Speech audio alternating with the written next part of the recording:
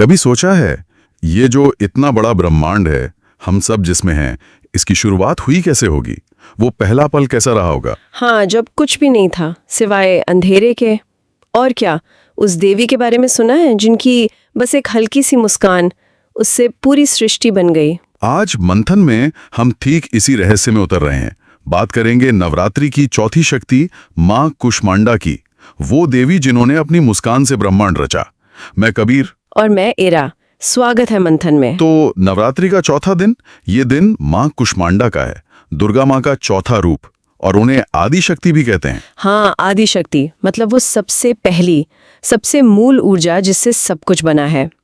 कई ग्रंथ मानते हैं, बल्कि स्पष्ट कहते हैं कि ब्रह्मांड की उत्पत्ति मां कुष्मांडा से ही हुई है। ये तो उनके नाम में ही छिपा लगता है। बिल्कुल, कुष्मांडा। इस शब्द को अगर तोड़ें तो कु का मतलब है थोड़ा या छोटा सा। अच्छा। ऊष्मा का मतलब है गर्मी, ऊर्जा, जीवन शक्ति कह सकते हैं। और अंडा यहाँ मतलब है ब्रह्मांडीय अंडा, वो कॉस्मिक एग जिससे यूनिवर्स बना। तो मतलब हुआ थोड़ी सी ऊर्जा से बना ब्रह्मांडीय अंडा। हाँ, वो देवी जिनकी बस थोड़ी सी ऊष्मा से, उनकी मंद सी मुस्कान से ये ब्रह्मांड रूपी अंडा बना, उसका जन्म हुआ। ये जो बिग बैंग थ्योरी है ना, उससे कितनी अलग, कितनी सौम्य कल्पना है ये कल्पना तो वाकई कमाल की है। तो कथाएं क्या कहती हैं कि पहले कुछ नहीं था? हाँ, कहते हैं एक वक्त था जब कुछ भी नहीं था, न सूरज, न तारे, न धरती, कुछ नहीं, बस चारों तरफ अंधेरा ही अंधेरा, अनंत अंधकार। कोई समय नहीं, कोई दिशा नहीं। बिल्कुल। तब उसी शून्य में मां कुष्मांडा प्रकट हुई, और उनका तेज कहते हैं हजारों सूर्यों के बराबर था। वो खुद ही प्रकाश थीं उस अंधेरे में। और फिर उनकी मुस्कान। हाँ, वही तो सृष्टि का पहला चमत्कार था, उनकी वो शांत दिव्य मुस्कान। जैसे कोई कली धीरे से खिलती है ना, ठीक वैसे ही उनकी मुस्कान फैली, और वो जो गहरा अंधेरा था वो छटने लगा। वाह। शून्य में जैसे जान आ गई, एक वाइब्रेशन हुआ और ब्रह्मांड बनने लगा, धीरे धीरे, बहुत प्रेम से।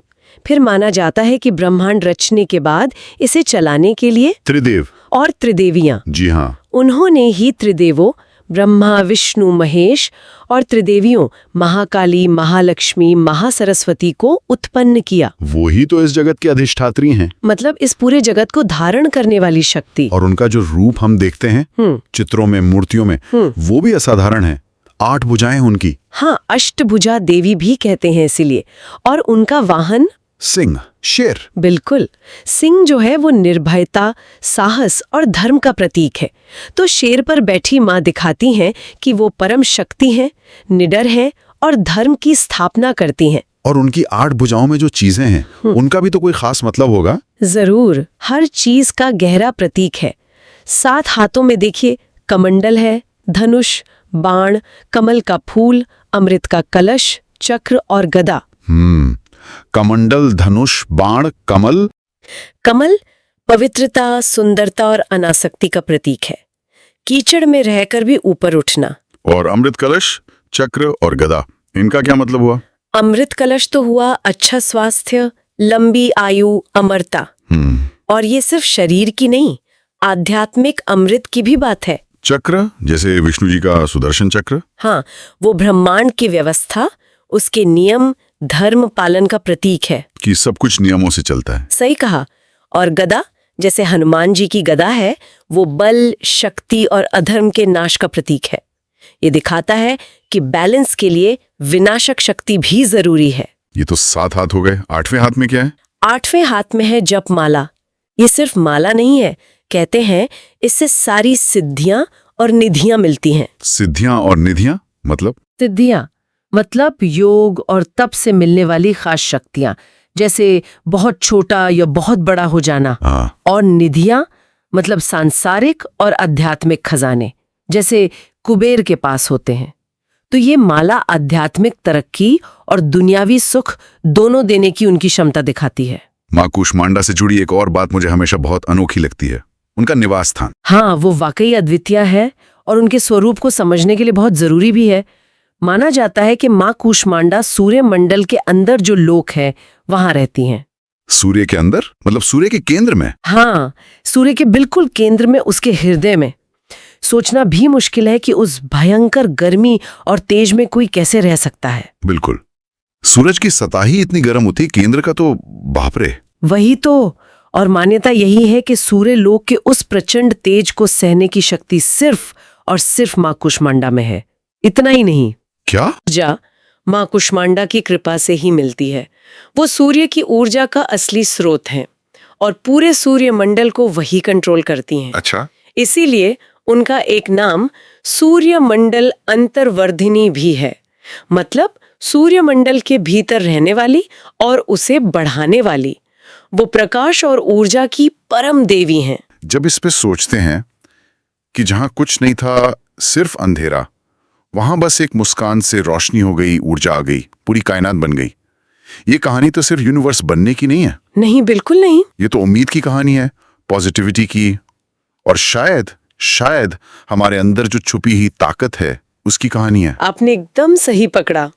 मां कुष्मांडा की वो दिव्य मुस्कान यही तो सिखाती है कि कितना भी गहरा अंधेरा हो, कितनी भी निराशा हो, वहां भी कुछ नया बनाने की, एक नई शुरुआत की उम्मीद हमेशा रहती है। ये माँ दुर्गा भी उन रूपों से अलग है जहां वो युद्ध करती हैं, महिषासुर या रक्तबीज से। हाँ, वो रूप भी जरूरी हैं बुराई के नाश के लिए, पर मां कुष्मांडा का स्वरूप एक शांत, पोषण देने वाली, जीवन देने वाली ऊर्जा का है।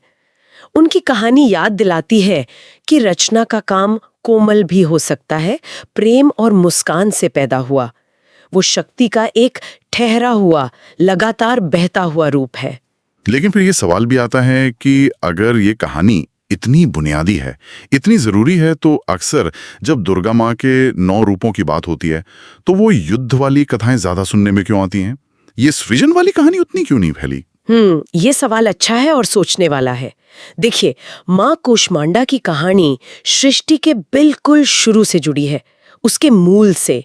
ये पोषण और जीवन ऊर्जा की बात करती है, तो इनका महत्व ब्रह्मांड की उत्पत्ति से है, एक मुस्कान से जीवन के फूटने से है। हाँ, तो ये पहलू कभी कभी उन कहानियों के सामने थोड़ा पीछे रह जाता है जिनमें ज्यादा ड्रामा है, रोमांच है, सीधे सीधे बुराई पर अच्छाई की जीत दिखती है।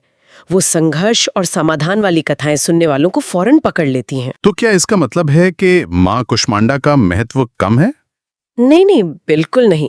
महत्व कम नहीं, बल्कि शायद ज्यादा गहरा है, ज्यादा फाउंडेशनल है। वो तो बीज है, बाकी रूप उसी ऊर्जा के अलग अलग प्रकाश है।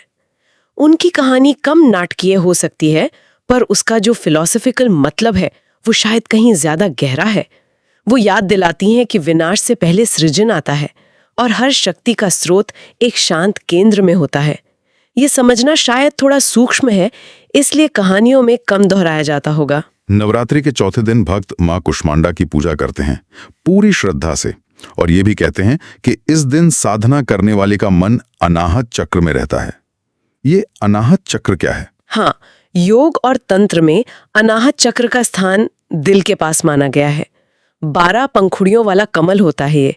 इसे प्रेम, करुणा, सहानुभूति, संतुलन, माफी, इन सब चीजों का केंद्र मानते हैं। अच्छा। तो माँ कुष्मांडा की पूजा से इस चक्र को जगाने में मदद मिलती है, और जब ये चक्र जागता है तो इंसान के जीवन में शांति तो आती ही है, उसका दिल बड़ा होता है, वो सबके लिए प्रेम और करुणा महसूस करता है।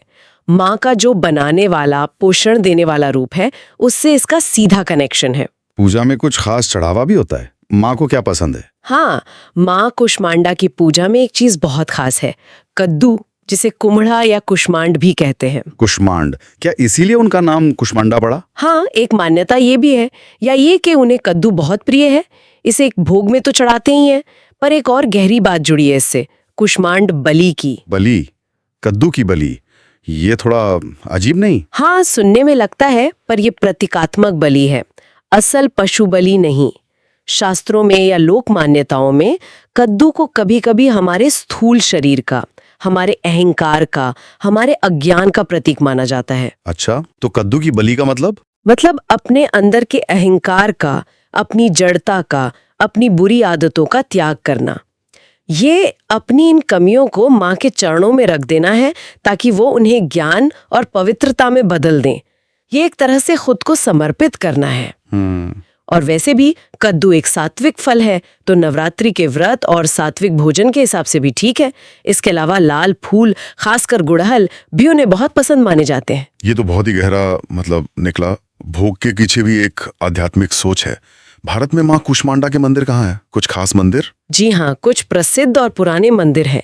जैसे बनारस में दुर्गा कुंड के पास ही कुष्मांडा दुर्गा मंदिर है, और कानपुर देहात जिले में घाटमपुर तहसील है, वहां भी माँ कुष्मांडा देवी का एक बहुत पुराना और मशहूर मंदिर है। दूर दूर से लोग आते हैं वहां। यहाँ एक और मजेदार बात है जो ज्योतिष से जुड़ी है। ज्योतिष से क्या? ज्योतिष में मानते हैं कि माँ दुर्गा के 9 रूप 9 ग्रहों को गाइड करते हैं, उन्हें कंट्रोल करते हैं। तो इस मान्यता के हिसाब से माँ कुष्मांडा सूर्य ग्रह का प्रतिनिधित्व करती हैं। अच्छा, सूर्य का। इसका क्या महत्व है? हाँ, सूरज को ज्योतिष में ग्रहों का राजा मानते हैं। ये हमारी आत्मा, पिता, सेहत, ऊर्जा, कॉन्फिडेंस, लीडरशिप, सरकारी काम, मान सम्मान, इन सब चीजों से जुड़ा है। तो क्योंकि माँ कुष्मांडा सूर्य को कंट्रोल करती हैं, बल्कि उसकी ऊर्जा का स्रोत भी हैं, तो माना जाता है कि उनकी पूजा उन लोगों के लिए बहुत फायदेमंद है जो इन चीजों में तरक्की चाहते हैं, जैसे राजनीति में सफलता, सरकारी नौकरी या अच्छी सेहत और आत्मविश्वास। उनकी पूजा से कुंडली में सूर्य का बुरा असर कम होता है और अच्छे फल बढ़ते हैं। ये तो बहुत दिलचस्प जानकारी है। ज्योतिष वाला पहलू इसे और भी प्रैक्टिकल बना देता है। तो अगर हम माँ कुष्मांडा की पूरी कहानी, उनके रूप को देखें, तो इससे हमारे जीवन के लिए क्या सबक मिलता है? सबसे बड़ा सबक तो उनके बनाने के तरीके में ही है। जैसे माँ ने घोर अंधेरे में, शून्य में, जहाँ कुछ भी नहीं था, सिर्फ अपनी मुस्कान से, अपनी अंदरूनी ऊष्मा से पूरी सृष्टि बना दी। हाँ। वैसे ही हम भी अपने जीवन के सबसे मुश्किल, सबसे अंधेरे पलों में, जब लगे कि कोई रास्ता नहीं, सब खत्म, तब भी हम अपनी पॉजिटिविटी से, अपनी अंदर की ऊर्जा से एक नई शुरुआत कर सकते हैं। क्या मतलब हर इंसान के अंदर वो बनाने की शक्ति है? बिल्कुल, हर एक के अंदर वो दिव्य ऊष्मा, वो क्रिएटिव स्पार्क है। जरूरत है उसे पहचानने की, जगाने की। माँ कुष्मांडा याद दिलाती है कि हमारे विचार, हमारी भावनाएं, हमारी मुस्कान भी कुछ बना सकती है। एक अच्छा विचार, एक प्यार भरी मुस्कान हमारे आसपास की दुनिया बदल सकती है। ठीक वैसे ही जैसे माँ की मुस्कान ने शून्य को ब्रह्मांड बना दिया। हर चुनौती एक नया मौका बन सकती है। हर अंधेरे के बाद रोशनी पक्की है। हाँ, माँ कुष्मांडा हमें इसी अपनी अंदर की असीम रचनात्मक ऊर्जा का, अपने भीतर के सूरज का एहसास कराती है। सच में ये सोच कितनी ताकतवर है कि हर मुस्कान में बनाने की शक्ति हो सकती है और हर पॉजिटिव सोच एक नया बेहतर ब्रह्मांड बना सकती है। कम से कम हमारी अपनी जिंदगी में तो जरूर। हाँ, और उनकी पूजा का फल भी यही कहा गया है। कहते हैं माँ कुष्मांडा की भक्ति से रोग, शोक, कष्ट दूर होते हैं, लंबी उम्र, यश, बल, अच्छा स्वास्थ्य मिलता है, सुख समृद्धि आती है, तरक्की होती है, और जैसा हमने पहले कहा, वो अष्टसिद्धि और नवनिधि देने वाली है। मतलब जीवन में हर तरह की पूर्णता। यहाँ एक और खास बात जोड़ना ठीक रहेगा, जो उनके शुद्धि और प्रायश्चित वाले पहलू से जुड़ी है। अच्छा। वेदों में एक खास यज्ञ का जिक्र है जिसे कुष्मांड होम कहते हैं। यजुर्वेद की 33 अरण्यक शाखा में इसका वर्णन है। मतलब ये बहुत पुराना और प्रामाणिक वैदिक अनुष्ठान है। कुष्मांड होम ये किसके लिए किया जाता है? ये होम मुख्य रूप से प्रायश्चित के लिए होता है। जीवन में जाने अनजाने में जो गलतियां या पाप हो जाते हैं, जैसे झूठ बोलना, किसी की बुराई करना, माता पिता को दुख देना या कोई और नैतिक भूल, उनके बुरे असर से मुक्ति पाने के लिए ये हवन किया जाता है। तो ये एक तरह की शुद्धि प्रक्रिया हुई। हाँ, मन को साफ करने और शांति पाने की प्रक्रिया। इसका संबंध भी माँ कुष्मांडा के नाम कुष्मांड से जोड़ते हैं। ये दिखाता है कि उनका स्वरूप शुद्धि, नई शुरुआत और नेगेटिविटी को पॉजिटिविटी में बदलने से कितना गहरा जुड़ा है। तो आज के इस मंथन के बाद ये सवाल मन में रह जाता है। ये सोचने वाली बात है कि जीवन का कौन सा अंधेरा कोना है, कौन सा मुश्किल पल है जिसे माँ कुष्मांडा की मुस्कान और ऊर्जा से रोशन करने की जरूरत महसूस होती है। इस पर सोचना शायद अच्छा रहेगा। बिल्कुल। और माँ कुष्मांडा के उसी तेजस्वी बनाने वाले रूप को याद करते हुए आइए उनके ध्यान मंत्र से प्रार्थना करें। या देवी सर्वभूतेषु मां कूष्मांडा रूपेण संस्थिता नमस्तस्यै नमस्तस्यै नमस्तस्यै नमो नमः। अर्थात जो देवी सभी प्राणियों में मां कुष्मांडा के रूप में स्थित हैं, उनको नमस्कार नमस्कार बारंबार नमस्कार है। अगर माता के दूसरे स्वरूपों के बारे में भी ऐसी ही गहरी जानकारी में रुचि है तो मंथन को सब्सक्राइब किया जा सकता है। और हाँ, ये जानकारी कैसी लगी, माँ कुष्मांडा की कहानी से क्या विचार आए, ये कमेंट्स में जरूर साझा करें। कल फिर मिलेंगे एक नई कहानी और नए मंथन के साथ। तब तक के लिए अपना ध्यान रखें। मंथन जारी रहे। मंथन जारी रहे।